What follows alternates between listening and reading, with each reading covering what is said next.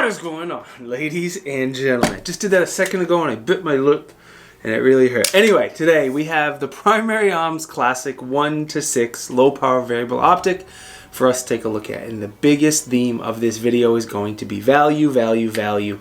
You're going to hear me say that word value a ton. You get a good quality 1-6 low power variable optic with a lifetime warranty for under $200 at the time I'm making the video, and that is very, very tough to beat. All right, let's get right into it. Again, no nonsense for me anymore.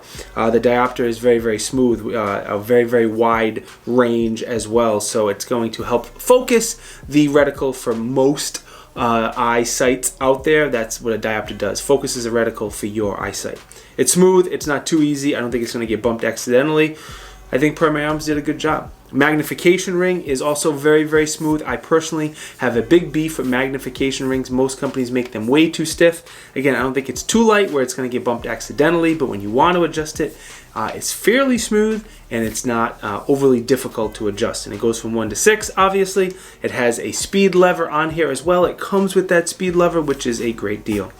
Let's talk a little bit about eye relief, eye box, and glass clarity. So the eye relief is rated between 3.5 and 3.9 inches. That's how far away you can get from the optic and keep everything in focus.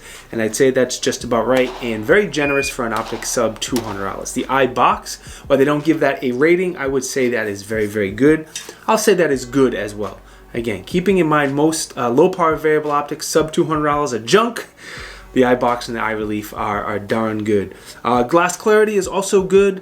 You know, it's not a $2,000 optic, but for $200, like one of my employees is like a BCG and an optic junkie, and I handed him this and I said, keep in mind, it's less than $200. And he played with it and he goes, damn, that's a solid optic for less than $200. Clarity, second focal plane is the other thing I want to talk about. Most budget optics are going to be second focal plane. That means the reticle does not change size as you go through the 1-6 magnification. If the reticle has a bullet drop compensator or holdovers of some sort, those are only going to work on max magnification. This doesn't have that, so you don't need to worry about it, but that's what a second focal plane optic is. Now the reticle. The reticle, the thing I like the most, in the center, it has a 2 MOA dot, and it's very much red dot-esque. Obviously red dots have better eye relief, but I love when optics have that center red dot, and that's the only thing that illuminates when you turn the illumination on. I find that, because I shoot a lot of red dots, so I find that very easy to pick up that dot and focus on the dot. The rest of the reticle is a basic duplex style reticle.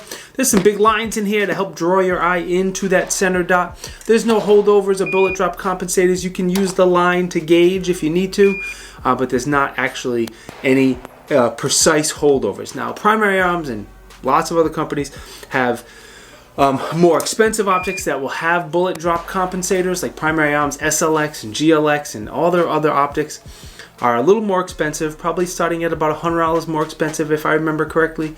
And if you want those other features, you can go up to one of those options. Now the windage and elevation adjustments are capped. As you can see me taking the caps off, they're knurled very nicely on the outside. They are very tactile. They are barely audible.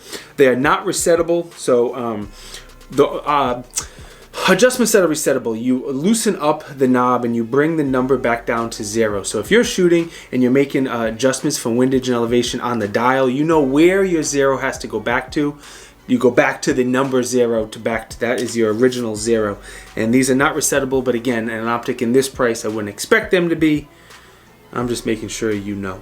Half MOA per click, which is very standard for low power variable optics, and there's a total of 120 MOA adjustments on each one. Now your brightness knob goes all the way up to 11, and it's kind of daylight bright. It's almost daylight bright. It's not red dot daylight bright. If you've shot both, you know what I mean. It's very, very close, and most times it will be fine. But if it's super bright day, snowy day, something like that, it's gonna be hard to pick up that red dot. Now your battery compartment is also on the side.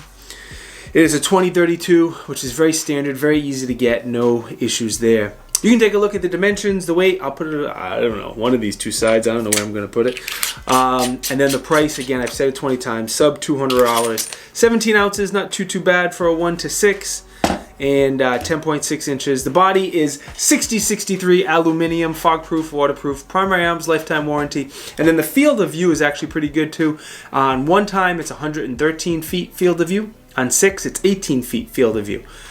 Not bad, especially again for a sub $200 optic, which I'll probably say 10 more times, so deal with it.